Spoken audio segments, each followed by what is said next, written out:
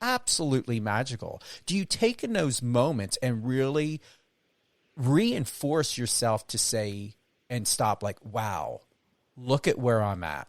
Look at what I have, and really embrace and embody that of what you worked for.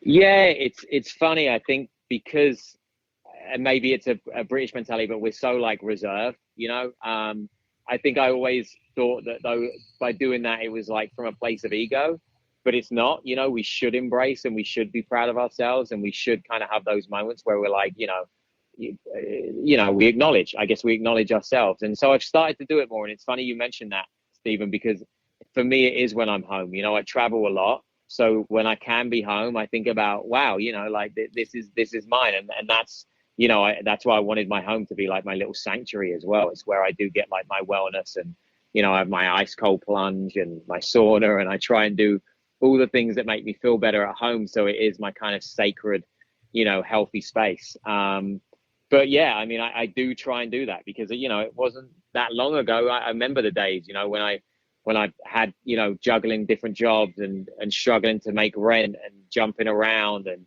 we've all been through those tough times, and I guess it's important to acknowledge, as we say, the success, that how far we've come. So I do try and do that. I probably don't do it enough, once again, but I do try and do that. And I think it's important for us all, wherever you're at, whatever you're doing, is to take those moments to just pause and be like, okay, I'm on the right track, and, look at the great things I have done, because for some reason, and I don't know why, but I feel like us as humans, we always go to the negative before we go to the positive.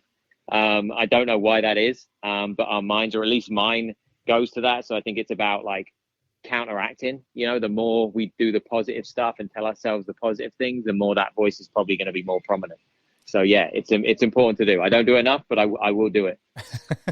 As long it's going to come to you, and as you have that moment where you stop and reflect, it's going to come at the right and most perfect time for you. Because, knowing that you're, a Taurus, you're an earth element, it is about balance. It is about self-reflection.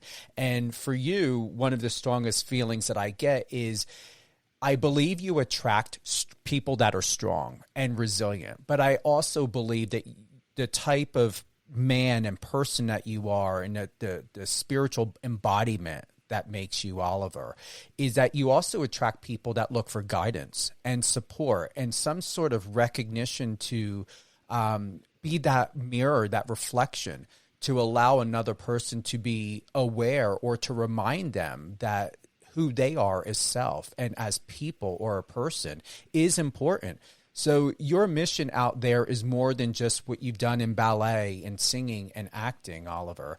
I truly believe that you are a beacon of light, and that you are a mirror reflection to help remind other people. Because I don't know what your past was like, but I wouldn't doubt if you attracted people that, were looking at you like Superman, like, hey, Oliver, can you come save the day or whatever, or, spilt all of their, like, purged all of their emotional distress and trauma towards you or within your presence, and then ended up leaving without realizing, oh my God, I left Oliver with a mess.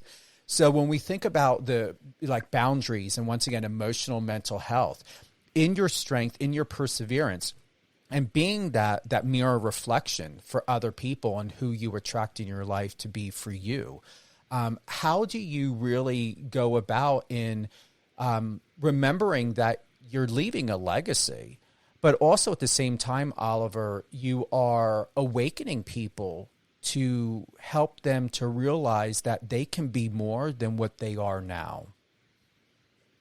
Yeah, I guess I don't. I mean, it's a big question. I don't really think of it that way.